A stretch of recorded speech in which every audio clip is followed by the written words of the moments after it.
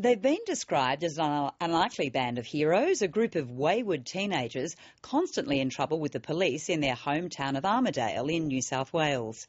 But last month, the reputations of these young men changed forever when they volunteered to help a group of isolated farmers whose properties had been devastated in the January floods. It was an unusual coming together, but one that has produced extraordinary results. Cara Meldrum-Hanna reports.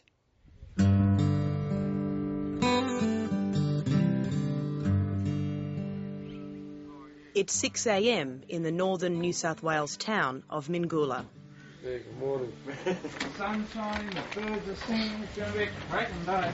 For these teenage boys, it's the start of a long, hard day of manual labour, and they wouldn't want to be anywhere else.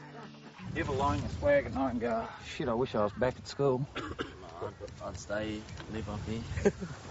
This is a stark change of life for these boys, who, back in their hometown of Armidale, are known as troublemakers and misfits.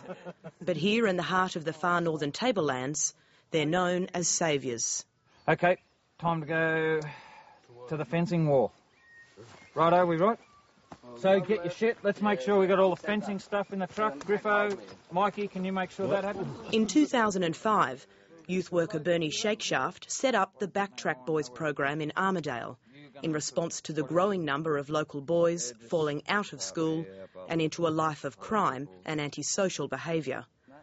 What the boys needed were practical skills to make them employable, but they also needed someone who cared. Many of the boys are from single-parent families, or if they're not from single-parent families, they have very few significant males in their lives. Schooling, I guess that's all fairly similar as well. It's not a place where they thrive. A lot of long-term suspensions, dropping out of school early. I guess we're all aware of how young Indigenous kids are dropping out of school, so they're certainly the kids that we're working with. They seem to be those boys that just not working out in other areas, so different organisations can't pick them up. So a lot of kids come to us through juvenile justice or the police. What do you think the cops would think if they could see you fellas out there in the middle of them paddocks when it's 40 degrees, busting your asses, helping other people? Has anyone been in trouble since they've been here? Shocked.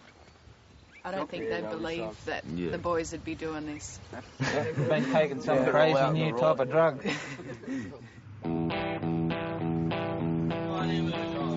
When calls were made for volunteers to help with the flood clean-up, the Backtrack Boys wasted no time in putting their hands up.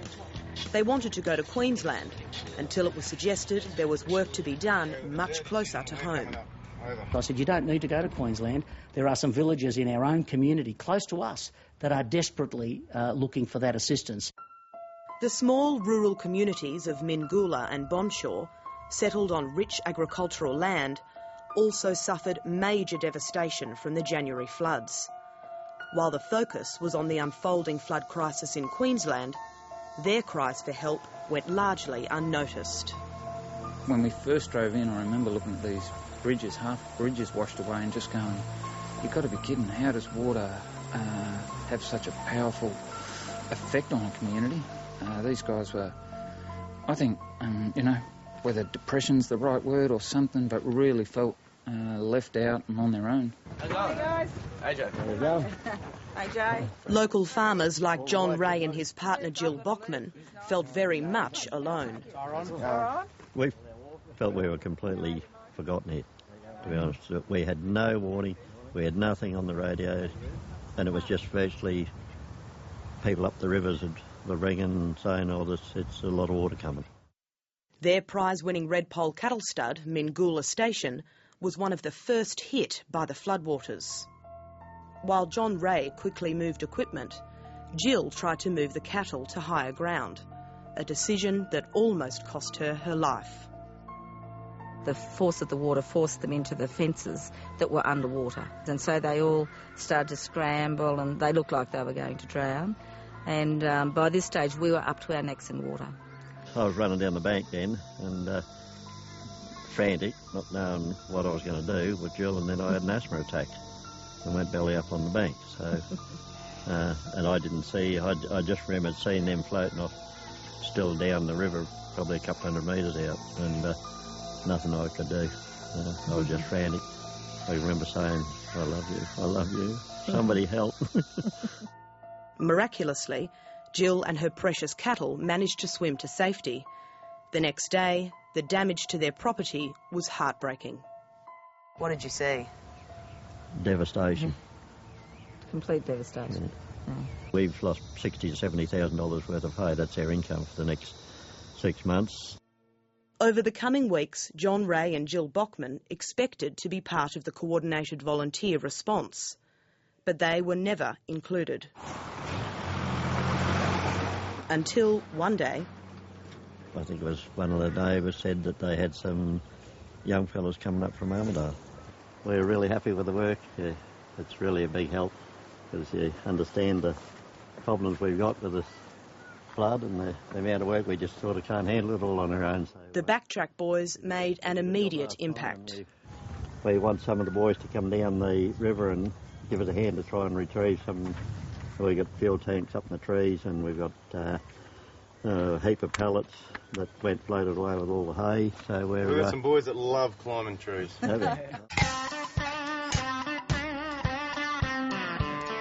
Actually, all our boundary fences along the road were all on the ground, and they, for 2 days, they pulled all the debris off those, stood them up, restrained them, and made those paddocks stock-proof for us. How long would that have taken you to do? Oh, 2 or 3 weeks. Yeah. So you got the work of 2 or 3 weeks done in 2 days by those boys? With those boys. Met a couple of boys and started getting a bit of mischief. Yeah. What kind of mischief? Reckless behaviour, a bit of stealing from shops and a bit of, malicious damage, but never really got charged for malicious damage, yeah. It was just a caution what I got. Just petty stuff really, but it's still, you get in trouble for it, and they're well known sort of in their ways, but giving them a name coming out here, it's a good thing, I reckon, hey. If nothing else, we've lifted the self-esteem of those boys. We've shown them what they're capable of and what they can do. Not many of these boys would have had people come up and give them job offers, nearly brings me to tears thinking about that stuff. It's just, what a wonderful opportunity for us out of such a, terrible thing that's happened. Tell us about the boys in the group. They're really good mates, yeah. I really like them. Best mates I ever had in my life, yeah. They're really good. Like them a lot. They become like family. Yeah, they did. Yeah. We need you here. You're part of the team, yeah? You have been described as the kid whisperer to me. Dear, look, I don't know about that. I believe in the boys. One hug.